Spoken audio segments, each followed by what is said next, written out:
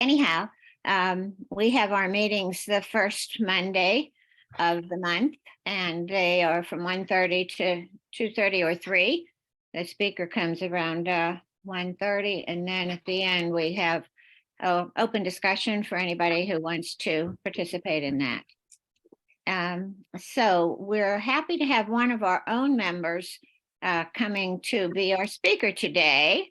And Ken is going to be sharing his information about his Earlens hearing aids. So I'm just going to turn it over to you, Ken, and tell us, the audience here, a little bit about yourself before your presentation, okay? Surely. Thank you, Sally. Thanks for having me, and it's a pleasure to be with you all. I want to start out by just giving you a little bit of personal history of myself. I grew up in Chicago area and went to university in St. Louis, Washington University, and then came out here. Very fortunately got into University of California at San Francisco Medical School, where I was there for about 8 years, 4 years of medical school and 4 years of residency. And then started an internal medicine practice in Mountain View out of El Camino Hospital in 1980, where I practiced for 39 years and Wow. have been retired for 4 years. So I was also a specialist in headache and took an interest in neurological aspects of healthcare as well. My personal history with hearing loss dates back to when I was a child at age 5 to 6. I was unfortunately had a lot of ear infections requiring PE or pressure equalizing tubes. And then basically started playing music, playing rock and roll drums at age 15, and really never protected my ears at all. Was always basically exposing myself to loud noises. Really didn't know about the problem with loud noises affecting hearing.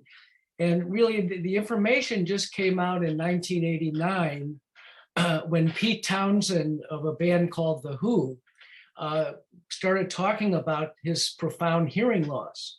And interestingly, his co-band member, Roger Daltrey, also had hearing loss.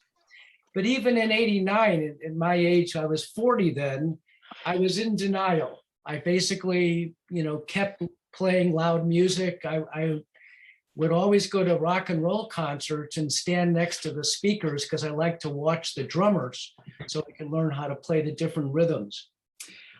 Also, I had an issue with my family history. Both my parents genetically had hearing loss in their 60s. So the combination of these three problems, frequent ear infection, genetics, and exposure to loud music, I think really affected me in a very negative way. It wasn't until when I was in my late 50s that I really started noticing problems with my hearing. I would have difficulty in restaurants, watching TV. It even got to the point where I was having a difficulty as a physician, listening to patients who were very soft-spoken or patients that had an accent that was extremely difficult. I had real problems with patients that had a South Asian accent, and they tend to speak very quickly. So I knew that I was having difficulty communicating with my patients. I also got feedback from my 3 sons that I was not hearing things very well. And they would always sort of get irritated with me when I asked them to repeat themselves. And I found over the years, and maybe you've had similar experiences, that family members are often the ones that are the most impatient with your hearing loss. So my 3 sons, I remember, would often talk amongst themselves at a very low frequency that I could not hear. And I would remember basically later on after I got my Earlens, that all changed. So I was able to hear them, but many during their upbringing, I was not able to hear them as much as I would like to. Um, in the late 50s, early 60s, I went and got a hearing test, and I did have moderate severe hearing loss. And at that time, I purchased a couple Widex hearing aids that helped somewhat, and this was at age 62. But I still noticed, even with the Widex hearing aids, I was not functioning at a very high level of hearing. What really triggered me to get the next hearing aids, which was the more basically, I think, stronger hearing aids, the Oticon Pros, was basically a problem that I had with a patient who was walking out the door of my office. And I had with me my niece, who was a nurse practitioner student. And as he was walking out, he said very softly, "Doctor, I'm having chest pain." And I could not hear him. His voice was towards the door. He was leaving. And I said, "Well, great, Mr. Jones, we'll see you next month." And it was a very bad situation. And I realized that my professional effectiveness was being affected by my hearing. At that point, I did get some special scopes that I would use for listening to people's hearts that would basically amplify my ears, and then went and got my hearing tested again and got Oticon Pro hearing aids, which were very good. And I wore them from age 62 to, from 67 to most recently in June when I got the Earlens. So I'm 73 now. So from 67 to 72, I was wearing the Oticon Pros. Now, the Oticon Pros were good. I was able to function fairly well. I still had on hearing tests, moderate to severe hearing loss. But I noticed once again that music was sounding to me very tinny. I really couldn't hear the words. I'd be playing in my rock and roll band, and I wouldn't be able to hear all the words that the vocalists were singing. I did wear ear protection muffs on my ears to protect me. But even with that, I did not feel like I was functioning at a very high level with the Oticon Pros. And to be honest with you, I was actually considering getting a cochlear implant at that time because I just wasn't functioning that well with the Oticons. So then, sort of out of desperation, I started looking around at different types of interventions that I could make. And I came upon a couple webinars that I participated in with Earlens. And in the webinars, the first one that I saw was in April of 22, and it was with Ashley Chastwick, who's an audiologist at Pacific Hearing, who I'm now working with. And then I saw another one with Michelle Insera, who's the ENT physician that works at Earlens.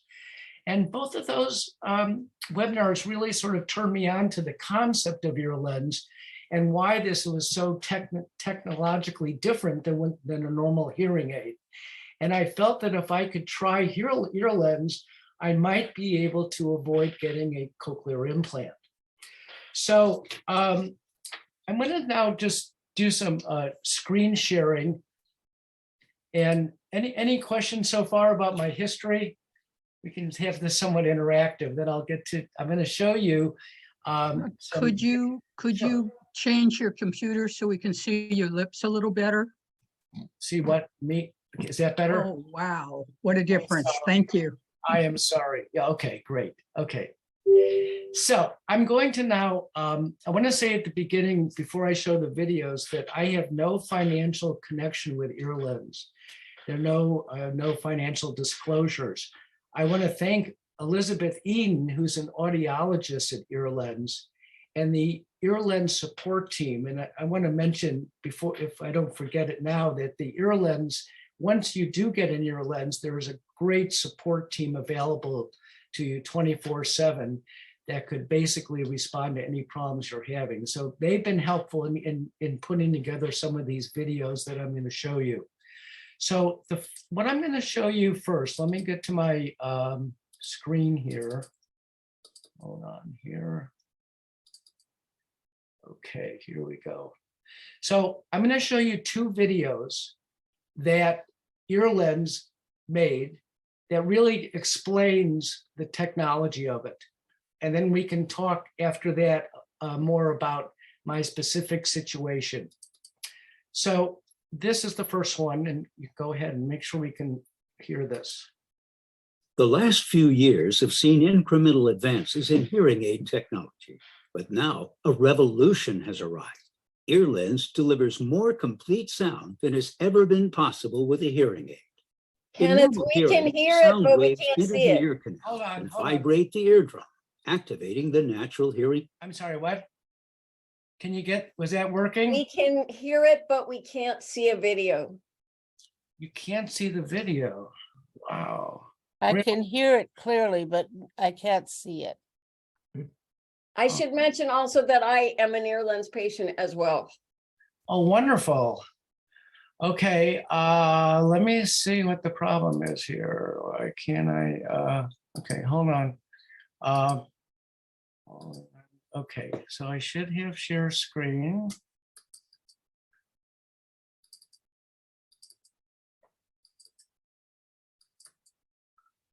So do you see that?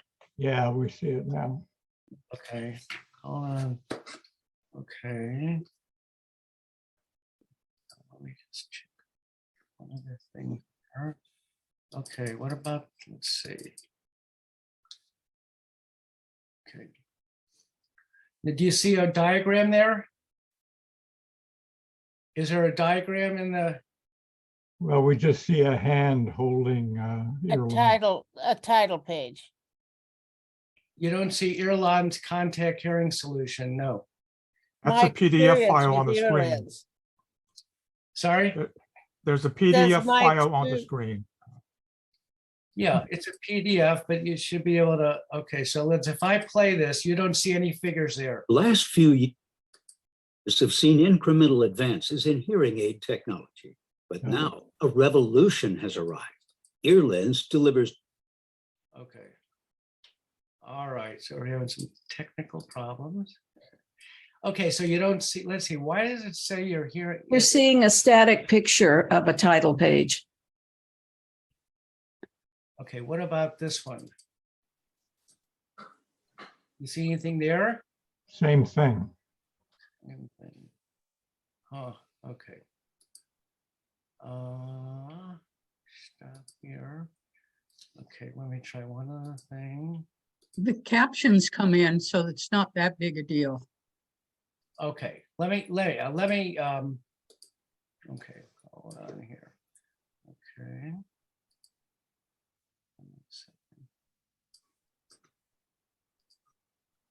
All right, let's,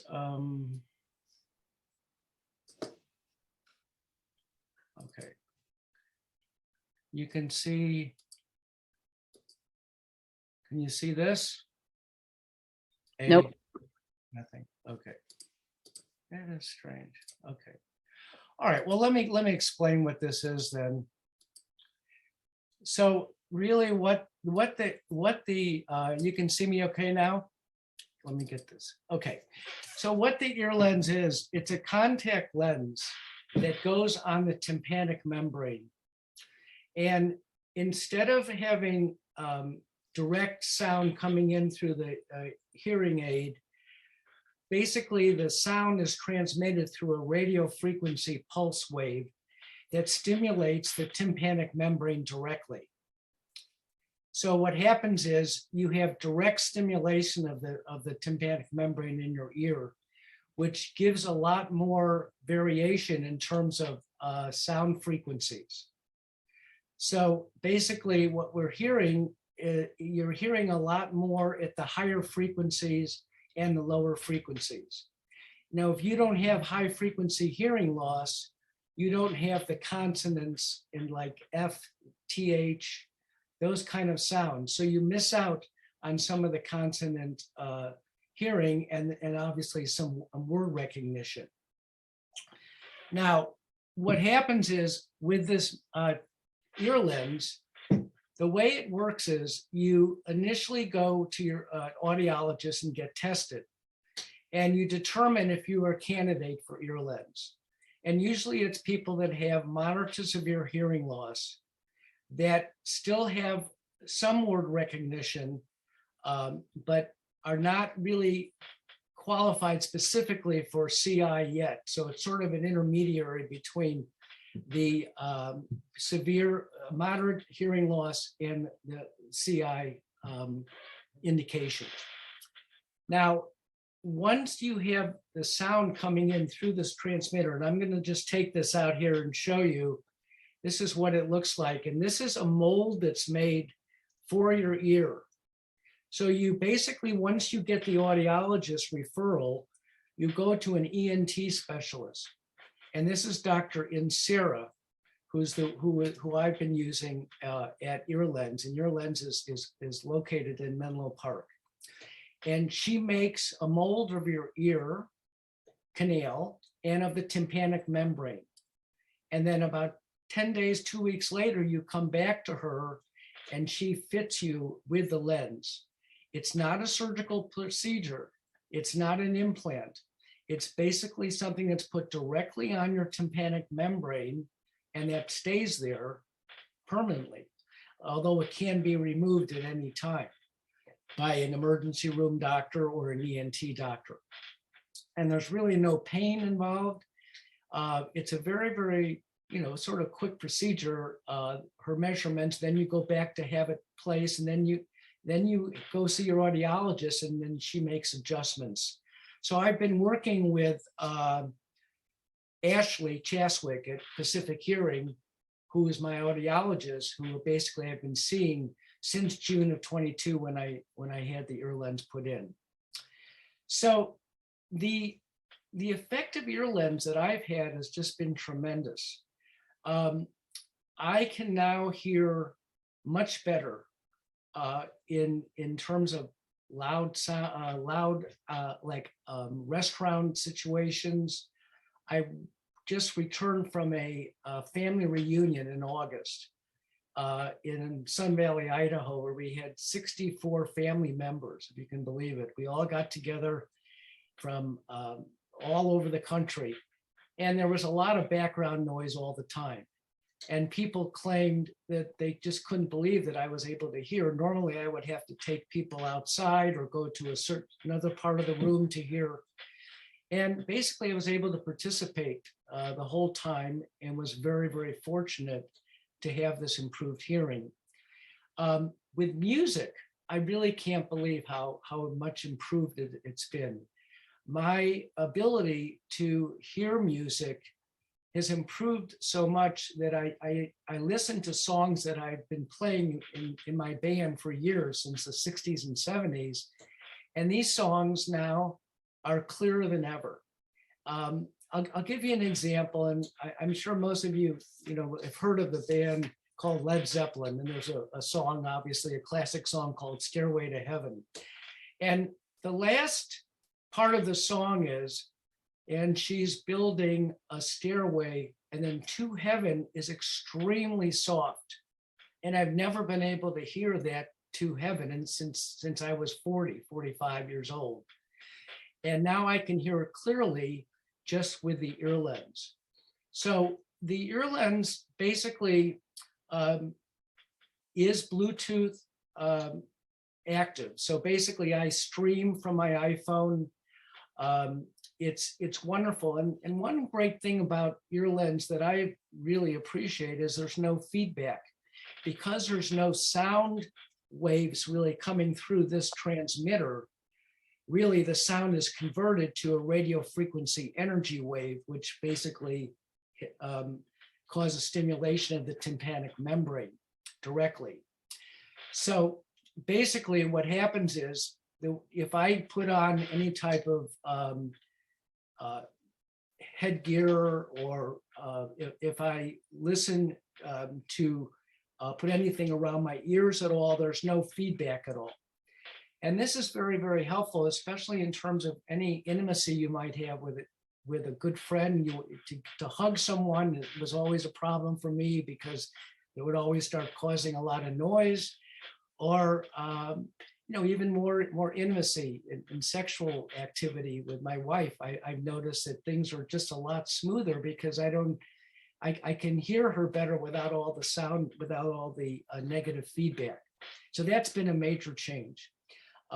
So basically, in terms of quality of sound, in terms of music, the other area that's been really, really important for me is improving the ability to hear it in loud background noises.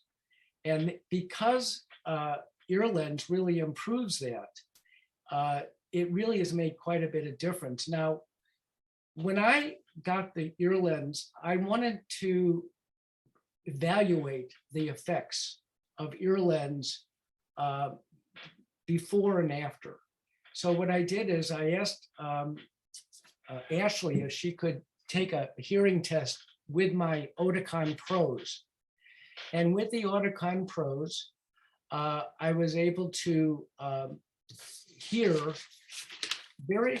fairly poorly in terms of being able to evaluate sound in noise. So what you have is what's called a sound to noise ratio. So basically, let me see if I can get this up here. At least I can. Let me just hold on a second, since I don't have the slides here. So basically, with Quick SIN, which is this sound in noise measurement, with Oticon Pro, it had to be basically 15 decibels louder. So basically, the person talking had to be 15 decibels louder than the background noise. With the Earlens, it went down to 7 decibels. So it was like about a 50% improvement in this, what it's called the sound and noise ratio. So there was documentation that this was basically, it greatly improved.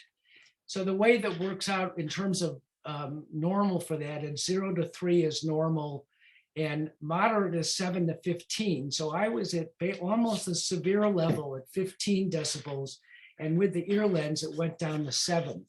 So that was very, very significant improvement.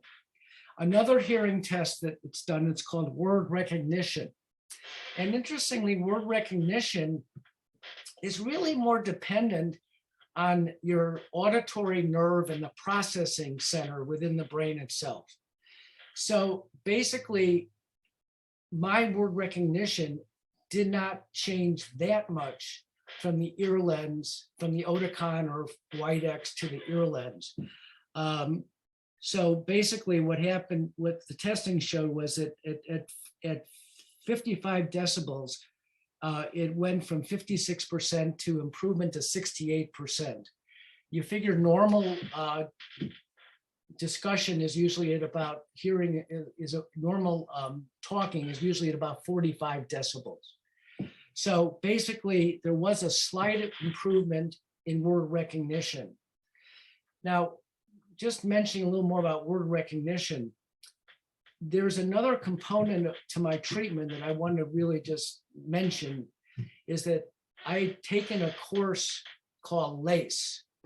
Has anyone ever heard of LACE? Okay, so I see a couple of people saying yes. So this is Listen and Communication Enhancement.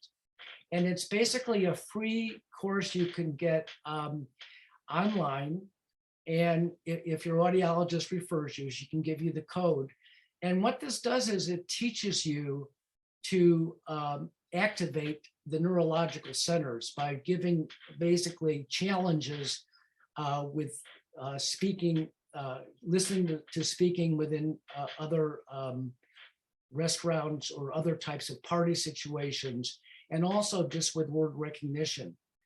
So I've actually done that ever since I had the Oticons. I was doing LACE, and I've also just done more LACE since I've gotten the Earlens. So that's also helped quite a bit. Any questions so far? Okay. Now, I wanted to say a few things about Earlens, that are issues. First, the history of it. It was founded in 2005 by Rodney Perkins, MD, who's an ENT physician at Stanford. And he's still the director over at in Menlo Park at Earlens. Initially the transmission from the transmitter was basically light, which stimulated the tympanic membrane. And that was changed in 2019. The reason why they changed it was because what they found was that if you smiled, you would somehow cut off this light and it would stop you from hearing. So it was a very strange situation. If you were laughing with a friend and you started laughing, you couldn't hear anything more they were going to say. So it was a very bad situation, but the way they changed it is to a radio frequency sound wave, pulsation wave, that now does not have a negative effect. So basically what you do with your facial expression does not affect it. So that was a big improvement in 2019. You have to, once you get the Earlens put in, one of the things you have to do to maintain the lens staying on the tympanic membrane is to use immersion oil. And basically you put that into your ears about 3 times a week. And you just squirt it in, it's very simple. And then you put your head down for 30 seconds on each side. And that's it. So the immersion oil keeps the lens on the tympanic membrane. One downside of Earlens, I would say, is cost. So basically, the cost is $12,000.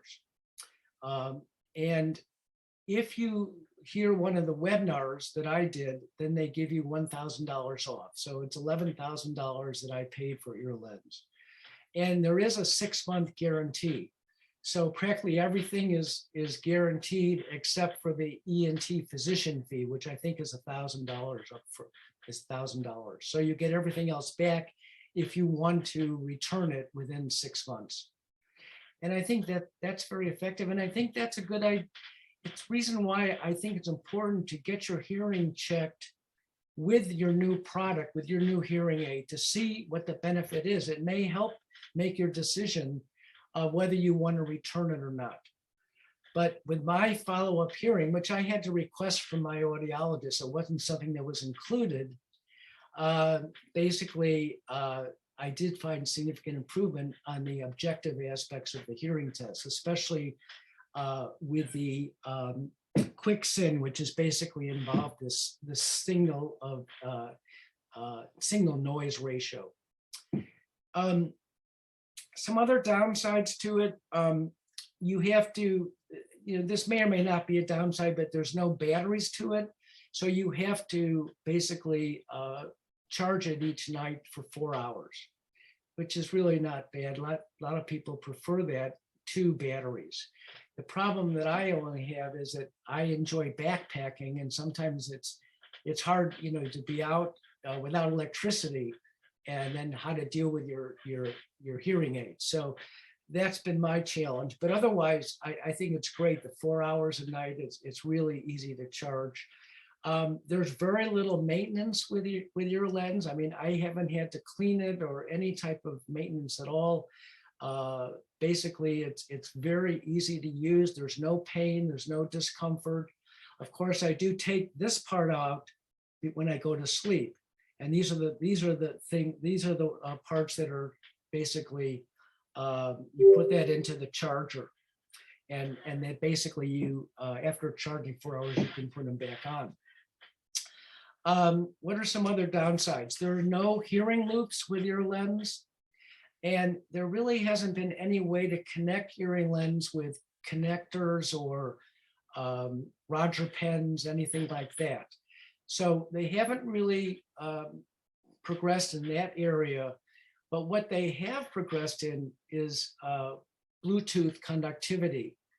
And has anyone ever heard of Orocast? It's a new group that's put together on Bluetooth connectivity. And basically the concept is to have Bluetooth available. Let's say you go into a restaurant where there's basically sports events on the TVs.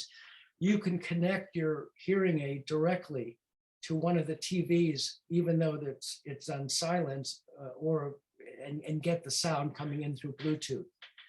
So basically, the future, I think, with Earlens is going to be more Bluetooth conductivity, linking it up with Orocast, which will basically be working with the different products and improve Bluetooth connectivity.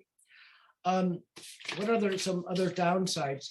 Oh, when you have the lens on your tympanic membrane, you cannot have an MRI. So in order to have an MRI, you have to have the lens removed because it could potentially heat up. It does have a small transistor on it, which basically can increase in temperature with an MRI. So before an MRI, you have to have the ENT or an emergency room physician remove the lens from the tympanic membrane. Outside of that, I think that the lens itself has really changed my life. My wife is just basically can't believe that she doesn't have to. I don't ask her, well, what did you say? Please repeat. All these things that I've done for years, I haven't had to do. So to me, it's really been life-changing. And I'm very happy with the product. Obviously, I think there will be improvements in technology with different types of products with technology, but I think the Earlens is quite unique with the direct stimulation of the tympanic membrane, as opposed to just an amplification system, which most hearing aids have. So I think that's the general summary. I'm sorry I didn't have the videos to show you that gives you a little more information on it, but I think we'll open up to questions and answers. Questions then. Can everybody maybe put their hand in the, do the raised hand, and then we'll know what order to call on you? Yes, Sally. Well, let's see. I don't see any raised hands yet. Oh, Well, okay. maybe- Oh, there's one right there. Okay, Susan, go ahead. Susan, go ahead. Yeah, I've been getting new hearing aids every 3 years. Every 3 years I get the $2,000 discount available through Medicare. So I trade up because in that 3 years, there's always major improvements made to the industry. With the Earlens, are you doing anything like that, or is it a one-time purchase and that they improve the product going forward? Well, it's a fairly new product. Since 2019, they've been using now this radio frequency pulsation direct stimulation. So there's nothing planned in terms of follow-up, getting another lens. I'm sure the technology will improve, but at this point, I'm not aware of any improvement in terms of the technology itself. As I say, I think there's going to be more Bluetooth connectivity with Earlens in the future, and that's going to greatly, improve efficacy. But you wouldn't need a new pair. No. And one other quick question, does showering cause any problem getting it wet? No. So you don't want to shower with this on like any hearing aid. So you take this out, Mm-hmm. and there's no problem even with swimming. There's no problem with swimming. Now, they don't recommend diving because of the pressure issues. It'd be very difficult, to test it out, but they say no diving. So basically swimming is fine. So the water itself getting in doesn't make any difference. Thank you. Any other questions? Let's see. Next, we have Lisa. Lisa. Hello? Hi there. So I Hi. just wanted to say, I am an Earlens patient as well, and I got mine in June, just like Ken did. And I am thrilled to death with them, especially because, as you can tell from my background, I am a musician. So I had some interesting experiences. I got the ear lenses on a Tuesday, and on Thursday, I went to my singing lesson.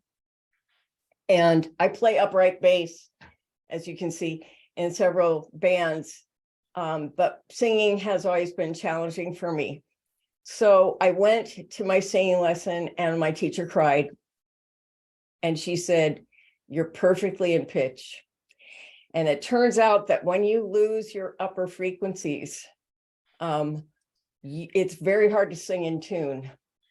So this is my terrible diagram that you probably can't see very well. You hear this? Can you see that at all? Yeah. Okay, so the line on the top is normal hearing. So 10 kHz to 10 hertz, 20 hertz to 20,000 hertz. Okay, and that gets smaller as we get older. This is not to scale, by the way. This middle line, 1K to 5K, is all really what a normal hearing aid can do. And that has to do with physics, the size of your ear canal, and so on.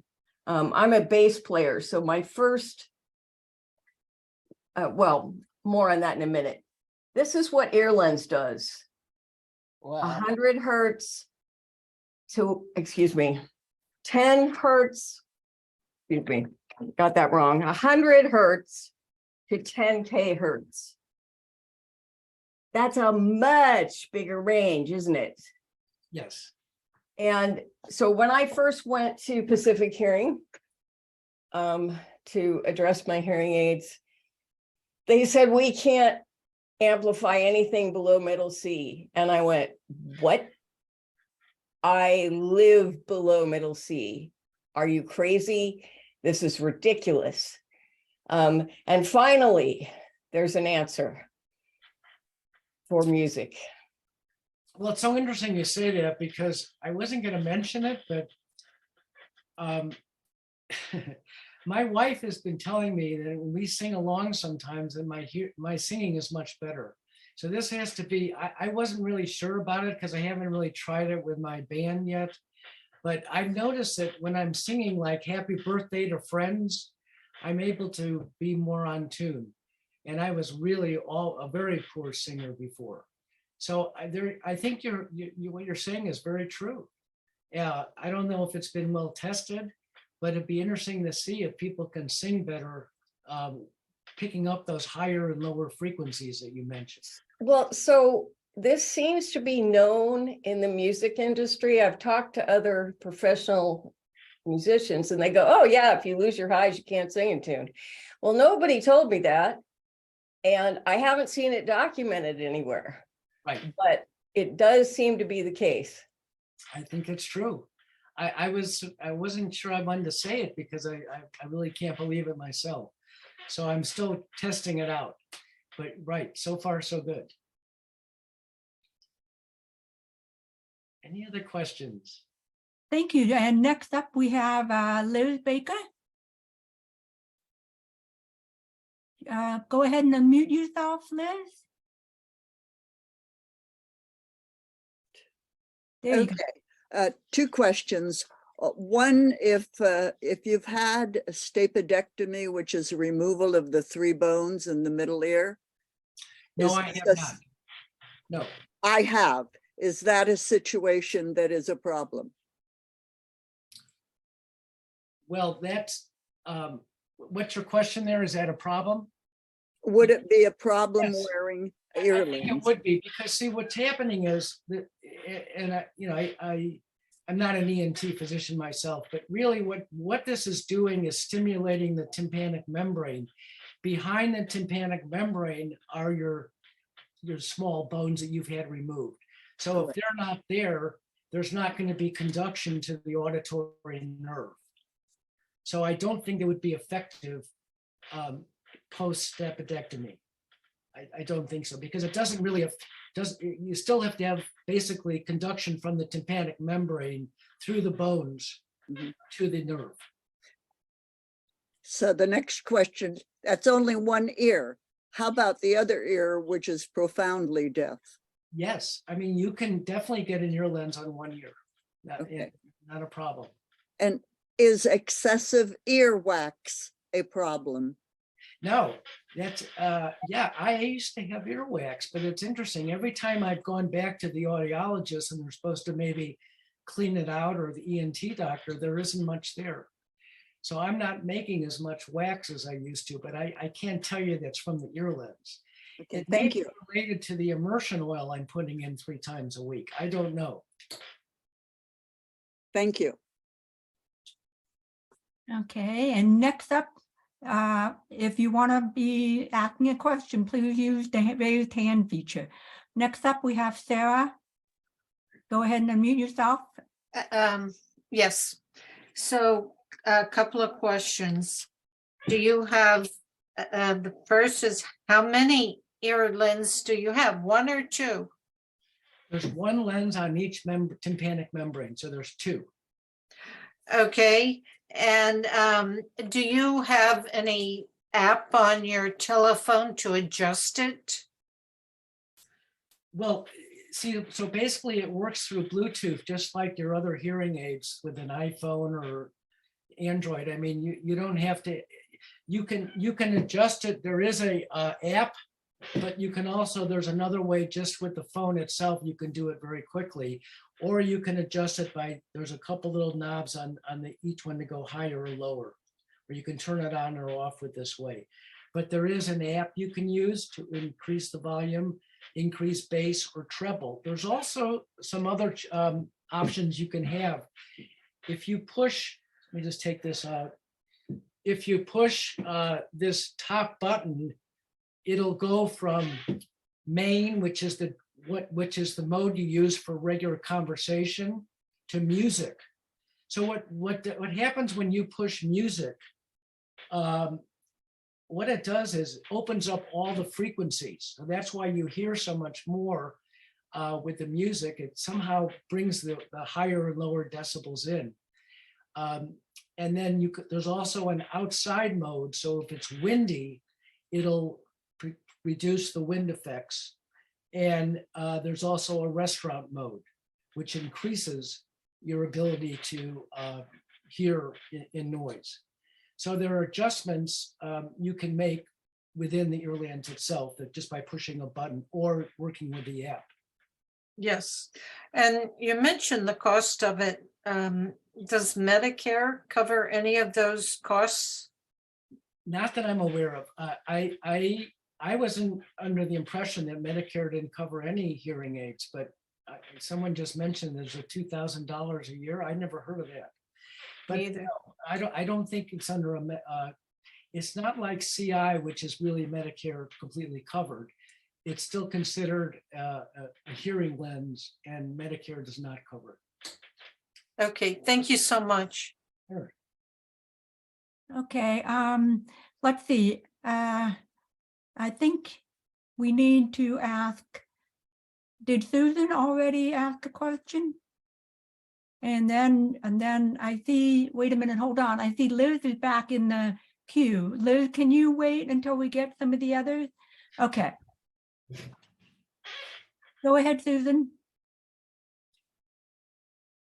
I already did ask a question, so I'm happy to wait or go ahead and ask Okay, him. let's go to someone who hasn't had a chance, Okay. and I'll come back to the 2 of you. Larry, do you want to go next? Yes, I had 2 questions. I joined a little late, so I don't know whether, Ken, you described how you lost your hearing. Was age related, or when you were born, or what? Yeah, I did mention earlier that actually 3 reasons. I had problems with frequent ear infections and had a lot of PE tubes that were always put in the membrane. And then genetics. Both my parents had hearing loss in their 60s. And the most prominent cause was exposure to loud music. through playing in rock and roll bands, playing drums, going to concerts. Okay, so if someone, for example, had age-related hearing loss and they got these, but their hearing continues to go worse with age, are they able to adjust for that? Oh, yes. I mean, you can, so I go to Ashley, our audiologist at Pacific Hearing, and last time when we did the testing, basically she found that at a higher decibel range from 45 to 55 in certain areas, I could hear much better in terms of word recognition. So basically she turned up the volume a small amount. So it's pretty much like hearing aids, yeah. So, and then my last question is, a lot of people with hearing aids, and I have cochlear implant, and if someone yells, "Hey, Larry," I can't tell where they are. Are you able to sense the direction that the sound is coming from?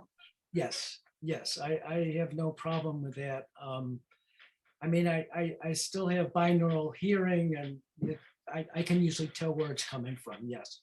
And is it better with the Earlens, or? I think the quality of sound is better. I'm not sure the direction sense is better. I never had a real problem with direction sense before. It was just, I couldn't recognize what they were saying or what was going on. So I think it's more dependent on the quality of the sound than with the direction. Okay, thank you. Okay, let's see. Next up, we have Linda Schneider. Just unmute yourself. Okay, yeah, I'm going to ask a question that maybe you can't answer, but I had sudden hearing loss in my left ear about 5 years ago. So would I be a candidate for, I have 50% hearing and a normal age hearing would I be a candidate for this kind of hearing aid, or would an audiologist have to look at my ear and see if any of the structure changed? Yeah, I mean, the audiologist still has to evaluate you, of course. And are you using a hearing aid in that ear? I've tried 2 or 3 different hearing aids and they haven't helped me at all. So you got to figure out what the cause of the hearing is. I mean, this only works for sensory neural hearing. If there's a problem with, a problem with your bones behind the tympanic membrane or the tympanic membrane itself, then it's not going to be effective. So I would say get it checked out from the audiologist, and basically they could tell you if you're a candidate. Okay, thank you. Okay, thanks. Next up, Liz.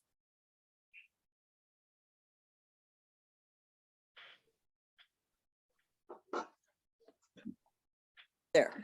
Okay, so you brought up another question. I'll have to forget about my left ear without the bones. But in the right ear, the reason they didn't do the stapedectomy and remove those bones is because I have Meniere's in that ear. So Meniere's disease. Any knowledge of that, or do I need to check further? You have hearing loss with the Meniere's? Oh, yes, it hardly, it's profound. I'm sorry to tell you that Meniere's is a contraindication for Earlens. I'm really sorry. Okay, well, If you have, here we go. this is for moderate to severe hearing loss. If your hearing loss is profound, you probably would not be a candidate. Okay. Okay. Lip reading is it. Okay, thanks. Okay, Susan. You brought up a subject of speech, understanding speech. That has been my current problem. I can hear sounds, I hear talking, but sometimes I don't understand speech, particularly in a crowded setting like a cocktail party or a reception. Is that still an issue with the Earlens, or will it alleviate that? Well, no, that really much improved with Earlens. I mentioned this hearing test that I did. before with my Oticon Pros and then switching over to the Earlens. That was done 3 months after I got the Earlens. And there was much improvement, 50% improvement in being able to hear in loud restaurants or loud noises background. Yes, so it definitely helps that. The word recognition, like I say, if they say a word and you tell them what the word is, that itself may not improve as much because a lot of that is due to the processing within your brain itself. And that's why I mentioned that I also am doing this LACE course, which is helping to enhance the receptiveness and processing of my brain. So I think it did improve word recognition a little bit for me, but it wasn't that significant, isolated words. But in terms of conversation in noise, it improved it by 50%. And you can adjust bass and treble on your phone, so it doesn't automatically do that for you. Well, I never change the bass and treble. I keep it at, the same level all the time. I mean, so I never futz with that. And I rarely even futz with the volume because, I can hear pretty well at just at the moderate controls that I have. So occasionally what I'll do is if I'm amongst a lot of loud noise, construction, for example, I'll turn the volumes down really low so I won't hear it. I've always been amazed how hearing is involuntary. In other words, we can close our eyes, we can, put something over our nose, but we can't stop our hearing. And it's a nuisance sometimes, obviously, with all the noises out there. So basically, I instead of pulling them out and then trying to find a place to put them and losing them, you can just turn down the volume and you don't have to hear the noise. So the good news for my hearing loss is I have no tinnitus. So I can basically, take my hearing aids out and have the bliss of silence, which I love sometimes. Thank you. Okay, let's see. I don't see any more raised hands. Anybody else have any other questions? Oh, I see Lisa and then Sally after that. Okay, Lisa? Just a quick note on tinnitus. The COO of Earlens has severe tinnitus. And he is an Earlens patient. In fact, he has two sets of them, and he sleeps with one set because they alleviate tinnitus, and he would rather not sleep with tinnitus. I don't know how that would work. I mean, the lens has to stay on the membrane. It must have two different of the transmitters. But well, he works for the company, so I figure he gets them for free. But yeah, he has two sets of the rechargeable part. Oh, okay. Well, maybe that one of the sets, and I'm just thinking about it out loud, is maybe it's setting out a white noise, some effect that will suppress the tinnitus when you sleep, so that you can sleep. So that's the only thing. I don't know anything about that, but that's interesting. Do they last 20 hours on a charge? Yes. I have pushed it even a little bit beyond that, and it's there's a little voice that keeps saying battery, about every 20 minutes, battery. Then eventually you don't hear the battery anymore, and it's gone. But overall, I'd say it's a good 20 hours is fair. Yes. Okay, thank you. And Sally, you're up next. You need to unmute yourself, Sally. I'll see you in a little bit. Then I'll My send some dog was comments. barking, so I muted it. I forgot to take it off. Ken, you said the cost is $12,000. Is this for two or for one? For two. For two. Okay. Could you take yours out again and show it to us? Because it wasn't easy to see when you took it out the first time, not for me anyhow. Okay. You can see that this part that goes on the ear itself is a little bit bigger than most hearing aids. Uh-huh. So it's a little bit bulkier. This part is, this is the where the transmitter transmits it from ear to the tympanic membrane. So the way this is molded, it goes in very specifically, so it's focused on the lens itself. So the radio frequency waves go off from this to the lens. So basically, this is the whole transmitter. Okay.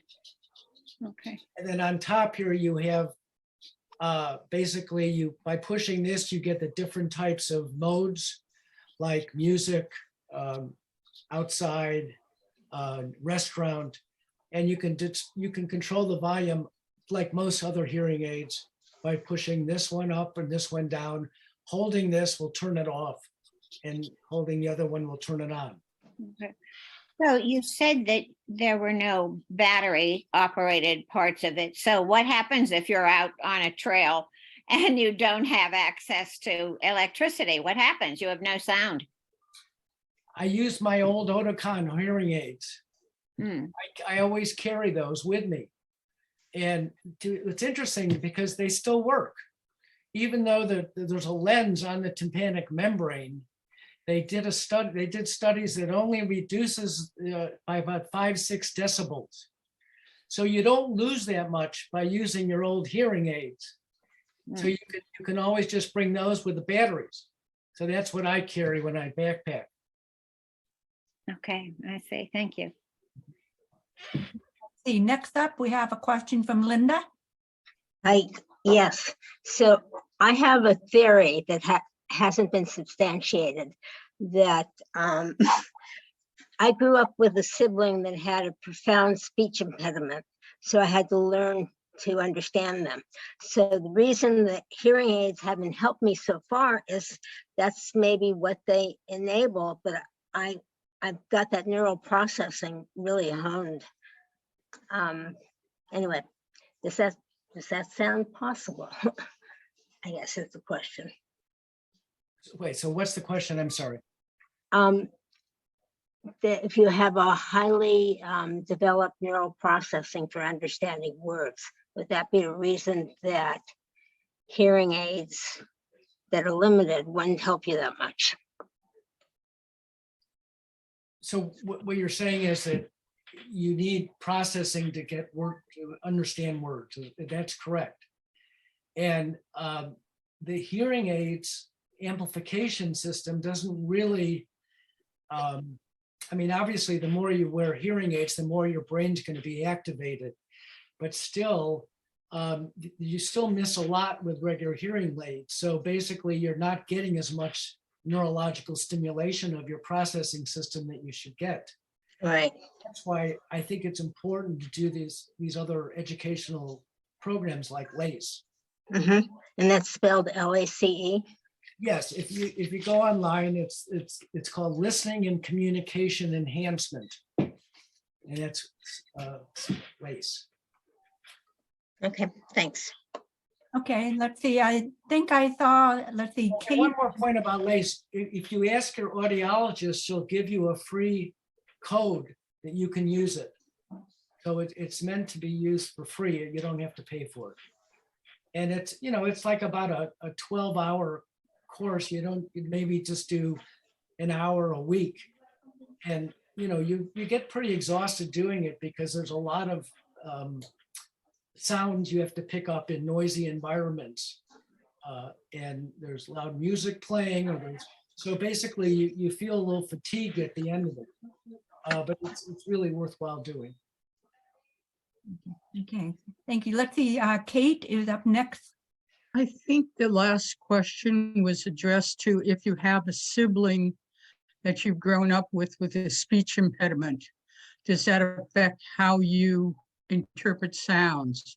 And I grew up with a sister who, some people, it took a couple of days to be able to understand her. And I would say no. I had the hearing loss. She had many issues, one of which that was demonstrated by the very poor speech. And I would say you shift gears from understanding her to understanding what's going on around you. Now, my question for Dr. Ken is, can you go from a cochlear implant to a ear lens? Why would you want to? I don't, I think that the neurosurgery itself and the cochlear implant may prevent, I don't know that. I can't imagine doing that. But, I really can't tell you that. I do know that whatever hearing you have with a cochlear implant, and without the CI, the hearing may go down. So I don't know what I don't think you can go for the CI to the earlens. I think it'd be contraindication. I don't think they would go ahead with that. But I don't know for sure. Okay, let's see. We got 3 more. Are you doing okay, Ken? We have 3 more people asking questions. Sure. Okay, so we have Tired, Susan, then Larry, then Sally. Okay, Susan. A couple of practical questions. As I mentioned earlier, I get the allowance, the $2,000 allowance. I guess it's through my insurance, and my audiologist gives that back to me. They discount it from the cost. I'm using the current Oticons. Is there any kind of payment plan with Earlens where you can pay it out monthly or quarterly? Yes, there is. And I don't have the specifics of that, but yes, I was given the option of doing that. And it's, it's interest free. There's no, you can pay over time. Yes, I'm paying $300 a month. Okay. I don't know what the plans are specifically, but I'm sure that could be worked out. And you do this directly through Earlens or through your audiologist? So Earlens has specific audiologists that work with Earlens. And it just happened that Earlens is stationed in Menlo Park and Pacific Hearing, which has offices in Los Altos, and let's see, where else? I think there's Menlo Park as well. It turns out that Pacific, that basically will get referral from your audiologist. So you do need a referral from an audiologist to get, and he'll do a hearing test first to determine if you're a candidate. And then she will set up the appointment with an ENT doctor to do the moldings and to apply the lens. But we're in a very good position here because we have Earlens right in Menlo Park, and you've got Dr. Insira, who is the ENT doctor there, is she's done more Earlens placement than anyone else in the world. And of course, Pacific Hearing is an excellent audiology group. So I'm blessed to be in the right location with the right people. Okay, thanks. Let's see, we have Larry is up. Yes, another question is the microphones for your device on the over the ear portion, or are they in the ear mold itself? So there's really not a microphone. It's not an amplification system. It's a transistor that changes the sound waves into radio frequency pulses. And that all happens basically in this part. This is what this is, the part that gets recharged. And then but how does it pick up the sound? How does the thing over your ear pick up the sound? Most hearing aids have microphones. Okay, I guess there is a microphone that picks up the sound. But what I'm saying is it's not an amplification system. So it's not like you're just magnifying the sound. And that's why you don't get any feedback. But there is obviously, if you want to use the word microphone, yes, it's something is a receiver of the sound coming in. Yeah, the reason I ask is on most hearing aids and cochlear implant processors that you wear on the outside, the microphones are over your ear or behind the ear or something. And but if you can eliminate the feedback, you could put the microphone in the ear canal as part of the mold, and therefore you'd have the benefit of your outer ear, which helps you direction find and it helps you process in noisy environments. So I'm curious because it sounded like they could do that, but it may be from an engineering viewpoint too difficult. I mean, see, I'm not sure there's any reason to do it because there's no feedback with this. I mean, I can go like this. I can wear, these, something like this, and there's no feedback. Well, that's what I mean. But Amplification system, so it really has a great advantage, as I say, without the feedback, you can, Yeah. Well, that's why I asked, where is the microphone? Because there is something picking up the sound. Yeah, it's in the part that goes around your ear. Yeah, and it'd be interesting if they could put it into the ear mold, so it's in your ear canal, so it would be more like the natural way you hear. Okay, thank you. I think it's a size issue, because I mentioned this is a little bit bigger than even most hearing aids. Yeah. But it's a good question. But as I say, the lack of feedback is just a really big plus. Yeah. Of course, there's no feedback in a cochlear implant either. Correct. That is correct. That is true. Wow. You Okay. get phone calls through your phone? Through your ears Yes, with Bluetooth? it's the same. It's the same as any hearing aid. It goes directly into your ears. And, once again, I mean, I can hear talking on the phone. I very rarely have to ask them to repeat themselves or anything like that. I don't have to use captioning like I did before. And it really helps with people talking on the phone. I mean, I still have a little difficulty with speed processing. So if someone talks really quickly, it takes me a while to get it. And I think that's a problem more with the processing center. But in terms of recognition of what I'm hearing, it's much improved even through the phone. Does your audiologist adjust bass and treble to your particular hearing loss? Like they do with like an Oticon? I don't think so. I think it's just a standard mid-range. I mean, it's really how you subjective feeling.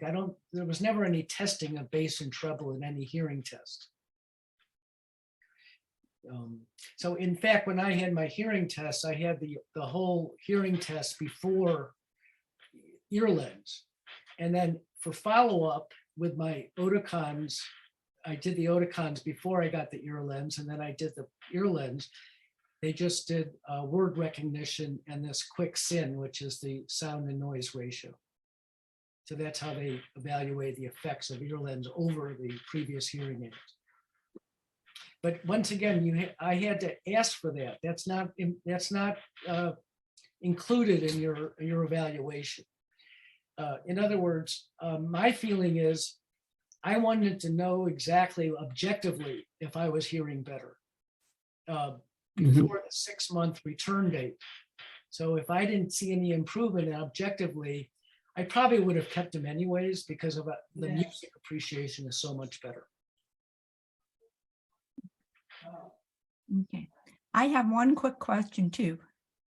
Okay. How did they attach it to your tympanic membrane? With glue or staples or?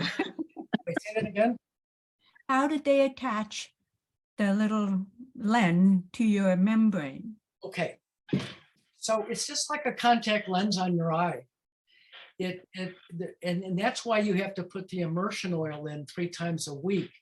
The oil stabilizes the membrane, the contact lens on the membrane. Okay.